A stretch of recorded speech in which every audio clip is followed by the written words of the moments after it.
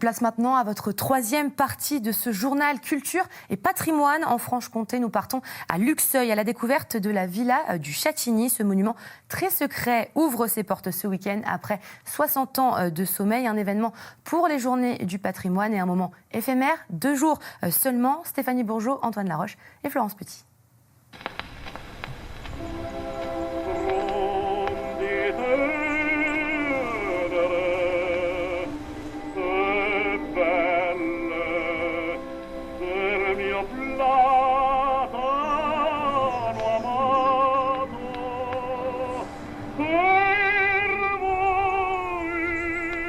À la première visite, on a su qu'on devait tout faire pour pouvoir l'acheter.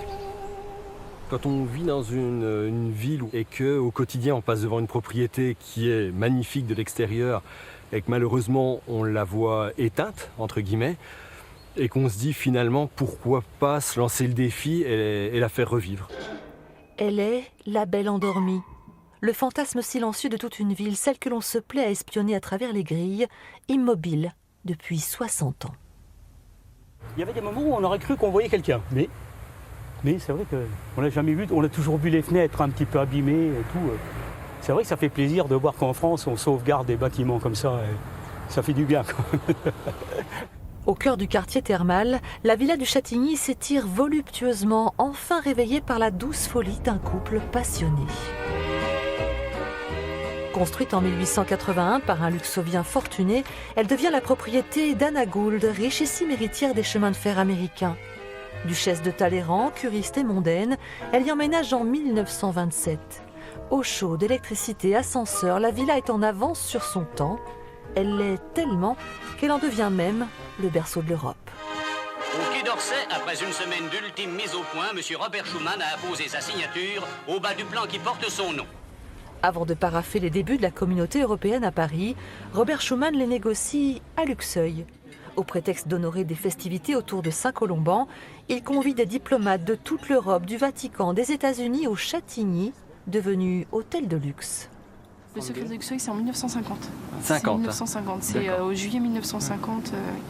Dans cette villa jusqu'ici vont avoir lieu des réunions secrètes auxquelles vont prendre part Robert Schuman et d'autres personnalités pour, selon ce qui se dit, commencer à parler de rassemblement, en tout cas d'unité, pour ne plus revivre ce que l'on a connu à la Première et Deuxième Guerre mondiale.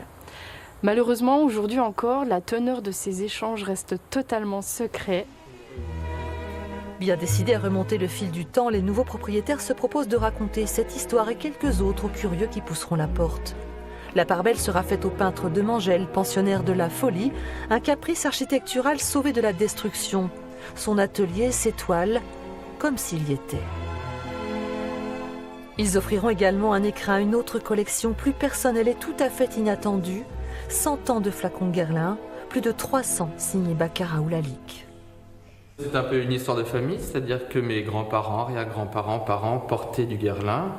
Et j'ai retrouvé quelques beaux flacons chez mes arrière-grands-parents. Et la collection a commencé comme ça avec 2, 3, 4. Et c'est aussi une occasion pour moi de voir la collection dans son ensemble, car les achats se sont faits au fur et à mesure des années. Et ils sont entreposés et je n'ai jamais vu ma collection en un bloc. Pour l'amour de l'art, pour l'amour du beau, pour partager un patrimoine que chaque luxovien considère un peu comme le sien, mais sans le dilapider non plus. L'idée aujourd'hui aussi, c'est que cette maison retrouve une activité professionnelle et une rentabilité aussi pour pouvoir justement la faire revivre et l'entretenir et continuer justement l'histoire qu'elle a écrite. Site culturel en devenir, la villa vise haut et loin. Elle va donc se refaire une beauté ces 3 prochaines années, le temps d'un chantier colossal. Avant cela, quelques chanceux pourront s'y presser ce week-end pour une visite exclusive au parfum Belle Époque.